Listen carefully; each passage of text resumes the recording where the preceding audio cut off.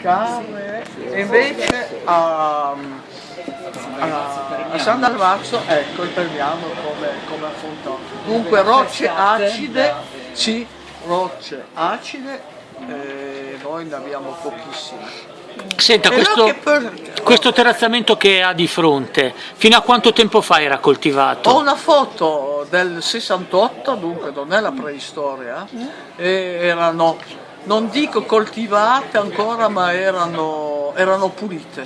E cosa Le fasce c'era di erano coltivazione? vite bianca e il vino che proveniva da questo vigneto è stato servito al tavolo di Napoleone I. E Poi ha avuto Luce. ma non penso che siamo noi i colpevoli. E gli altri prodotti agricoli dove venivano coltivati? Sempre in questo versante? Sì, venivano coltivati fino a 1600 metri più o meno, ecco, con lenticchie, ecco. Appunto, mi dispiace, il portale dei Savoia era interessante, però se salivamo un po' su dove c'è il castello per vedere come era organizzato il territorio, appunto per spiegare un territorio di cosa abbiamo bisogno, partendo dal rilievo che è quello che è, ma quel rilievo viene trasformato con degli attrezzi tecnici, secondo, ecco, ma gli attrezzi tecnici dipendono non solo, ma dai soldi, ecco, si può investire e dunque si può cambiare il territorio, ecco, questo sarebbe il primo piano. Secondo piano, su questo territorio, che è quello che è, può essere una pianura, una montagna, un deserto, ecco, con il suo clima, ecco, lì vive della gente. Che gente? Quale densità? Ecco, o c'è tanta gente e qua, appunto, per spiegare perché era così coltivato, perché eravamo in tanti e dunque ogni particella doveva essere sfruttata, ecco, per nutrire tutta sta gente. Dunque si poteva vivere in un mondo chiuso, però anche con molti scambi. Ecco, dunque, secondo piano della casa geografica, la gente, ecco, tanti, densità, e anche che livello di educazione hanno, ecco, ad esempio, va bene. Dunque questa gente pensa, e dunque terzo piano ci sono le mentalità, le croyances, peccato che non mi fa la traduzione. No, ma le parli pure in francese, non c'è nessun problema. Sì, tout le monde comprend le français. Oui, oui. Non, ne push.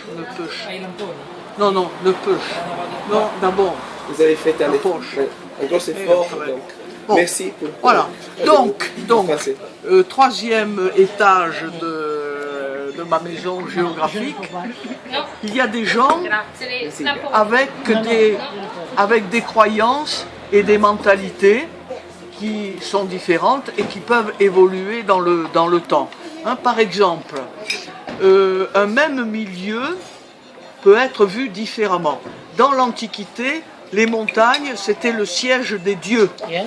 Exemple, le mont Bégaud, avec les gravures préhistoriques. Voilà. Donc, on avait peur, on n'y allait pas. Et d'ailleurs, on a dans les toponymes Valmasque, Val de l'Enfer, on n'y allait pas. Et c'était gênant parce que souvent, vous aviez des paysages, des packages, des paysages intéressants. Et donc, voilà pourquoi on a essayé de christianiser et qu'on a aussi le mont Sainte-Marie, voilà, pour que les gens... Donc, voilà comment on voyait la montagne. Bon, la montagne aussi, à un moment donné, est apparue comme un refuge, surtout dans le monde méditerranéen, et pas seulement à cause des invasions barbaresques, mais parce que souvent la plaine était le lieu de pestilence de toutes sortes. Exemple, la plaine orientale, hein, qui était remplie de moustiques. Bon, les gens ne restaient pas là, et préféraient aller en montagne. Nous aussi, hein, ce qui est maintenant ce qu'on appelle improprement la plaine du Var, et qui est le delta du Var, bon, était aussi porteuse de maladies, donc on était mis en montagne. D'autant plus hein, qu'en montagne, avec les différences d'altitude, il y avait tout un étagement de la végétation. Hein, ce qui fait que dans la vallée de la Roya, vous avez des plantes typiquement méditerranéennes comme l'olivier, jusqu'aux alpages, et on pouvait cultiver au moins l'été jusqu'à 1600 mètres. Ma famille, on a encore, hein, ça s'appelle un chabot, où mes grands-parents vivaient tout l'été et ils cultivaient quelques lentilles, des haricots, enfin, bon, mais d'autres cultivaient du lin, du chanvre, donc on avait également des matières textiles. Hein, voilà.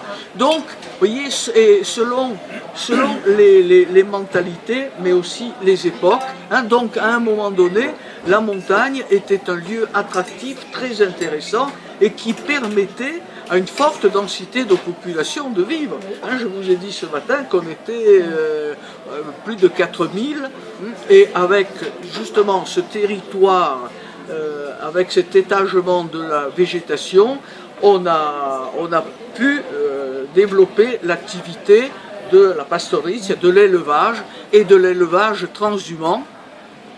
On avait 30 000 brebis hein, au 19e siècle, 30 000 brebis.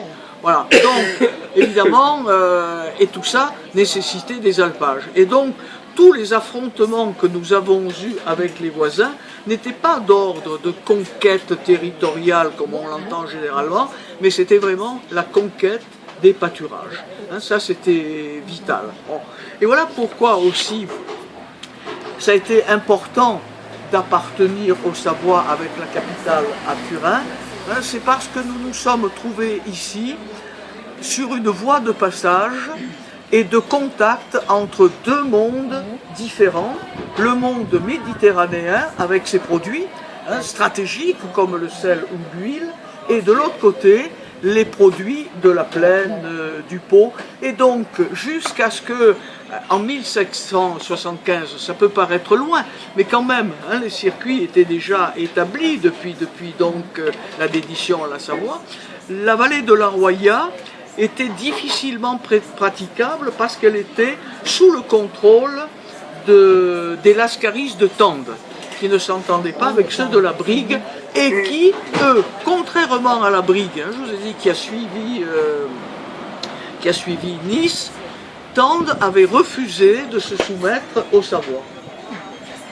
Et donc, faisait pour leur compte. Et donc, hein, Turin, qui avait besoin de communiquer avec les ports de Nice et de Villefranche, passait soit par la vallée de la Vésubie, où vous irez lundi, soit surtout par ici, on a été rapide. Voilà.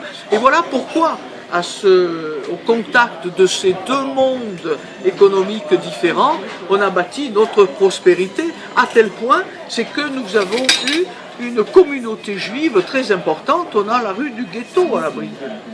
Alors, ils étaient protégés par la Savoie. Il y a un édit d'Amédée VIII qui protège les Juifs, et en même temps, ils faisaient leurs affaires de spécialistes de l'argent. Bon, donc vous voyez, les mentalités. Après, la montagne a perdu son attrait avec la mécanisation, évidemment, et qui a favorisé les plaines, qui sont devenues les parties prospères et qui ont attiré le monde de la montagne, mais également l'apparition, le développement du tourisme, surtout nous, la Côte d'Azur, qui ont aspiré énormément de gens. Bon, donc la montagne devenait, hein, dans la vision, dans l'espace perçu, devenait quelque chose de répulsif. Hein, voilà. Bon, jusqu'à ce que, avec la civilisation des loisirs, la montagne retrouve toute son attractivité et une image positive, mais non plus pour cultiver, sauf quelques-uns qui cultivent des plantes qui rendent gai, paraît-il, je n'ai pas encore consommé, mais bon. Et donc la montagne redevient attractive, mais d'une autre manière. Bon, donc en fonction, nous sommes toujours au 3e étage, de tous ces gens, on va avoir des superstructures, parce que tout ça est géré. Et donc on a les superstructures, c'est-à-dire de gestion. Et donc nous votons, nous ne votons pas, nous faisons des choix, lesquels choix se répercutent ensuite sur le territoire. Exemple, à un moment donné, on a autorisé toutes les constructions, il fallait construire. Ça a donné la rapalisation, par exemple. Hein? Bon, après, mais ces lois, elles sont le résultat des élections, mais également des lobbies, des groupes de pression. Et là, le groupe de pression très fort, ce sont les Verts. L'environnement. Voilà. Et donc tout ça, évidemment, va avoir des répercussions. Donc on a, pour protéger, on a multiplié les parcs, etc. Voilà. Madame, Bon. Madame Pastorelli, Mais ne me prêtez jamais la parole, je ne la rends pas. est-ce que vous rappelez quelques anciennes chansons brigasques? Si. Alla carré de la fontana, tre fillettine stan, le secciamo brunette, tutte e tre da Maria.